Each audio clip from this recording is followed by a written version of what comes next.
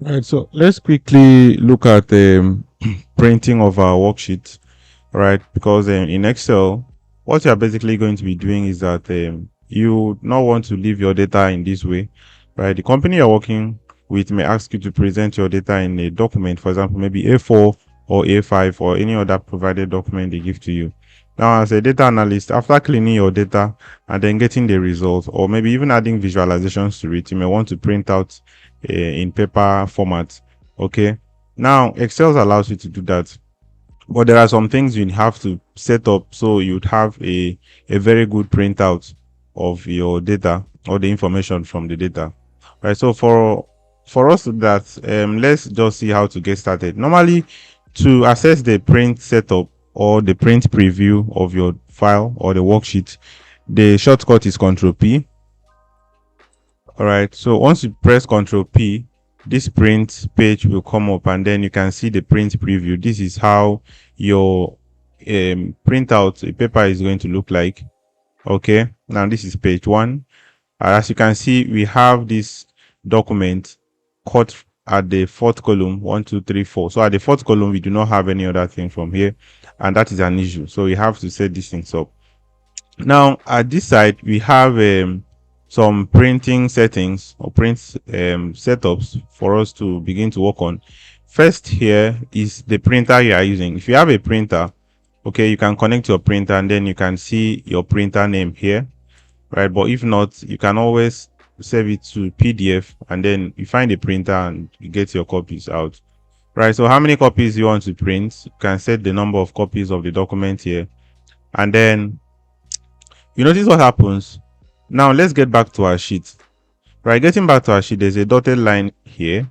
So this is where the A4 or our file size cuts our document.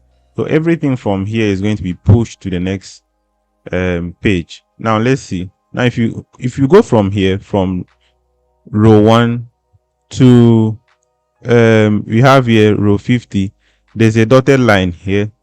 Okay, I don't know if you can see it at my end or from your end here. Right, there's a dotted line. All right, so let's go back to the print preview. So we have here, this is where the first dotted line came in, and if you go to the next page, we have the next dotted line. So this is how Excel works. It first of all prints out documents that are in that first section, right? This first section from here to that 50, and then it continues printing from that 51 to the next section where the dotted line is. Now once it's completed here, it will now jump to the right side here and start printing the file. All right, but we don't want to do that because we want to print, let's say we want to print this whole data here inside a particular file paper size. Now your Control P, we have to make some settings here. The first one is, by default, we have what is called a no scaling. So this print sheet at their actual sizes, but we may not want to do that. We may want to fit sheet on one paper, like the entire sheet on one paper. Now, if you look at it, I don't believe if you print out this, someone will be able to read what is inside. People that have eye problem or with lenses, I believe with lenses, you can actually access this. Now we have another one, fit all columns on one page. Okay, now this one fits all the columns on one page. All right, then we also have fit all rows on one page. So all the rows will be fit inside one page, and it's going to make our document very small. So we don't want to do that. Okay, so let's fit all columns. First and foremost, let's fit all columns on one page. But what we want to do is that we are also going to work on this margin. For example, we can see we have the normal margin.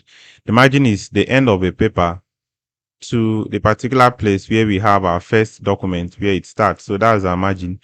Right, we have the normal margin, we have the wide margin, we have the narrow. So if you click on the narrow here, you can see that at least to some extent we can see what we're actually working on here. Then the next thing we may likely want to do is to change the paper size. If the company asks you to print on letter format or maybe A5, this is where you make the adjustment. So this is for A5. We have for A3, it's a bigger size. paper we have for A4. But most times we be asked to print on A4.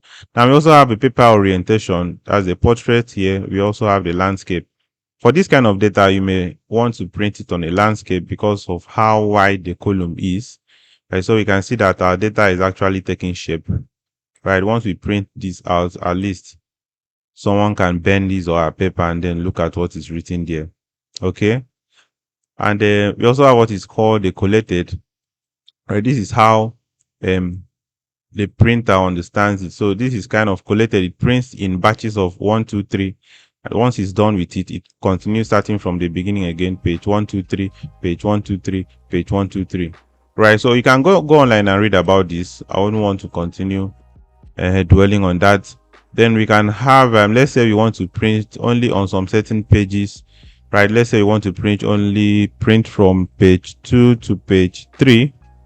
Right, from page 2 to page 3. So you can do that here. Right, but by default it's usually print from first page 1. And we can as well as print entire sheets, right, the active sheet to say. So this is the sheet that we are currently working on. Okay, now if you ask Excel to print all the sheets, right, to print the entire workbook, well, Excel is going to print everything in that workbook, and that doesn't make sense. We only want to print from a particular active workbook and active sheet. Now if you have a place you've selected, let's say you have only a selected region, all right, you can do that here, print only selected region. So for us to do that, let's just say we want to print only here. Okay, let's go to print and then print the only selected place. You can see that from here. Get back to active sheet. Then the next setup we have here, we can see there's another option that says page setup here. So we can click on this to add some custom setup to our printing page. So come here, then under margins we have here 0.6. so you can actually reduce the size of here. Reduce the size. This is 0.5. Right, this is 0.6. so we can actually make the both sides 0.6, 0.6, and you can as well as adjust the bottom and also the footer from this place. Right, then you can as well as center this document, the data or the information here, center it horizontally or center it vertically. Okay, and this is what happens on your document. Now let's go back here, and then if you go to page layout, we have those options that we saw when we were trying to print out our document. All of them are here. You can see we have the normal, we have wide, we have narrow here. Then we have the different paper orientation here. We have the paper size, we've talked about that. Then we have a print area, so we want to print out only these areas here. Can just come here and print, set print area. Okay, and then you do your Control P. So we have only the selected area, and then this data is centered here. So you can choose to remove this, go to margins, remove this, and then let it be a default state. Okay, now we also have what is called the page breaks. This is where you want to break your document on the page you want to print. So you can just come here, find where you want to break it.